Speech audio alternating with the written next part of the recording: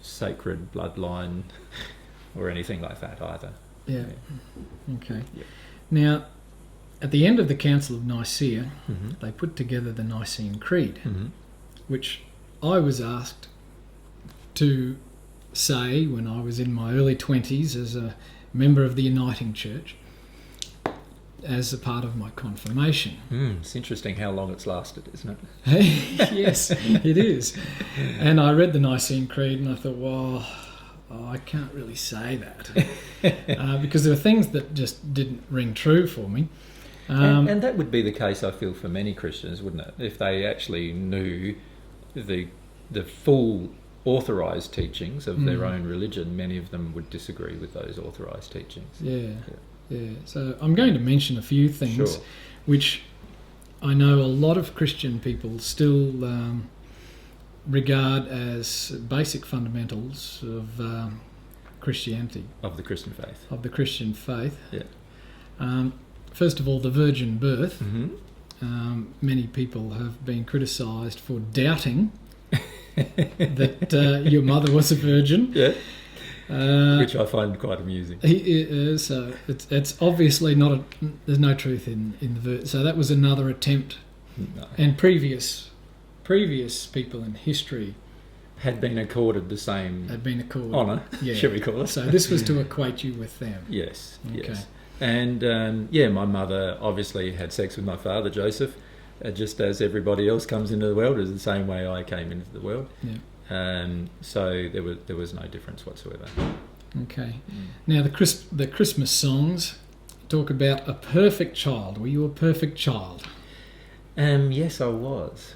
How that happened, I am still not completely.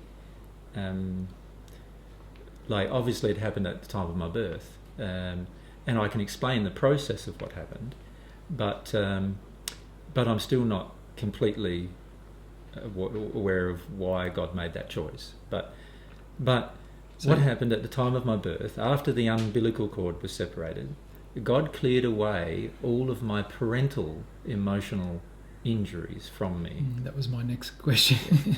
How did that not? Because you say today that a lot of our parental emotions are there before we're actually born. Yes. Yeah. And we have to work through those. Yep. But you didn't have to work through that. No. However, that didn't mean that I didn't have some stressful experiences through my life because of their law of attraction, my parents' law of attraction. In other words, their soul condition affected different experiences, which meant at times I was attacked and I was sometimes abused, and sometimes beaten, sometimes other things would occur to me as well.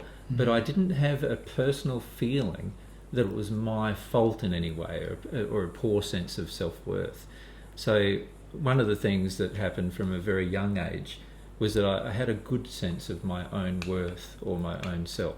In fact, I had a much better sense of my own worth or self than I currently have with the injuries that I currently am still carrying. So for me to assimilate truth after that was quite easy. I could see when everyone around me wasn't right, when there was an emotion that they had in play that caused them to think or feel a certain way that I didn't think or feel. Yeah. And so in that regard, I was basically cleared of parental sin, if you want to use that term as a biblical term, or parental emotional unloving experiences, which is the same thing. Anything out of harmony with love is sin. And I was cleared of that sin or that disharmony with love, but that didn't stop events happening that weren't very loving towards myself still occurring in my life, which I had to allow myself to feel and deal with as they happened. But you weren't the one playing up in the family. No. Your mother was very lucky. My mother was often viewed me as a lot of sort of like the ideal son in the first century, and I suppose in a lot of way I was the ideal son. Ironically, my mum now has had very similar emotions too. Even with the injuries that I had, she's often felt that I was the ideal son as well.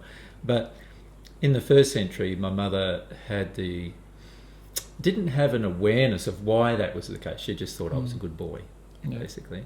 And everyone around basically didn't notice much difference in me, aside from the fact that I was gentle and a good boy, as you would term it nowadays. Yeah. And I didn't. I always tried my best with everything that I did, and I wasn't ever violent or angry, which was very unusual back then. But it wasn't something that everyone really noticed, because they were totally involved in their own life, and as most people are now, a bit self-absorbed in their own life, and so they don't really notice. So if you were picked on as a kid, like all kids are, yep, you walked away. Yes, yeah. I walked away, and I also understood the emotion in the other person as to why they were picking on me. I didn't take it on as a self-blame or a self-hatred, or I didn't feel like I had to defend it, because I had a fairly good viewpoint of myself, so I didn't feel like I had to defend the attack. And so a lot of people around me thought that was weakness, and during my childhood that was often played upon. They thought that because I was accepting of these particular things, that they called that weak. My own father was often quite concerned about how weak I was, and he did certain things to toughen me up as a result. Yeah, didn't call you Sue or anything. Okay, yeah. Jesus was God incarnate, God walking with man on earth. Yeah, there is some truth in that, in the sense that when you become at one with God, God is able to transmit his feelings through you to others.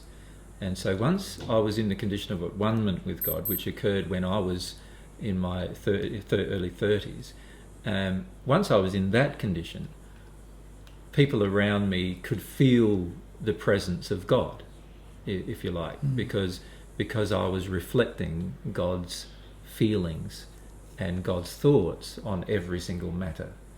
And so in that way, you could say those words, but not in the way that they're now implied. The way that they're now implied was that